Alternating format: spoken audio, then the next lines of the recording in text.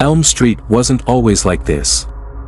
It used to be a quiet, unremarkable town, until the disappearances began. At first, people thought it was bad luck, tragic accidents. A boy who never made it home from school. A woman found dead in her own house, the door still locked from the inside. But the pattern was undeniable. Each victim had the same chilling description in their final days. They spoke of shadows moving at night, of whispers calling their names from empty alleys. The town ignored the warnings, pretending it was all just paranoia. But the truth was far worse. On a cold autumn night, four high school friends, Ethan, Claire, Jason, and Lily, walked home after a late-night study session. Their laughter echoed through the empty street, but Claire stopped suddenly.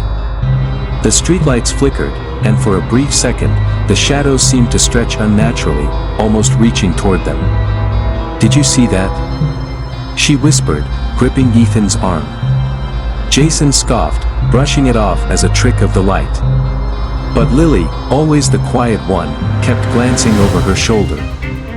She had grown up hearing stories of him, the figure that haunted Elm Street. That night, Claire woke up in a cold sweat.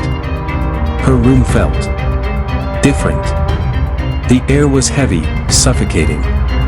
She turned her head toward the closet. Its door was slightly ajar. She could have sworn she closed it before bed. Her breath hitched. The dim light from the street outside cast a long, distorted shadow on her wall. It wasn't hers. It was taller. Watching. Moving. The next morning, the town was in shock. Claire was gone. Her parents found her room in perfect order, except for the words scrawled on her bedroom mirror in something dark and sticky: "He walks with the shadows." The police were clueless, as always. But Ethan, Jason, and Lily knew they had to do something. Determined to uncover the truth, the three friends snuck into the town's library, searching for anything that could explain Claire's disappearance. Dusty books filled the shelves, but one old newspaper clipping stood out, dated decades ago. A murder case. The story of a man named Victor Holloway, accused of kidnapping and killing children in the town. The townspeople had taken justice into their own hands, dragging him from his house and setting it on fire. The article claimed he had died that night, but his body was never found. That night, Jason decided to prove the whole thing was nonsense. "It's just an old ghost story," he laughed, filming himself on his phone as he walked alone down Elm Street. But his smile faded when he noticed the streetlights flickering. The air turned ice cold. The sound of soft footsteps echoed behind him, but when he turned around, nothing was there. His breath came fast and shallow. Then, the screen of his phone glitched. In the distorted pixels, he saw it, tall, with hollow eyes and clawed fingers reaching for him. Jason never made it home. Ethan and Lily were running out of time. Armed with only their wits and the legend they barely understood, they followed the clues to the burned remains of Victor Holloway's house, now an abandoned lot overgrown with weeds. As they stepped inside, the temperature dropped instantly. The walls seemed to whisper their names. The shadows.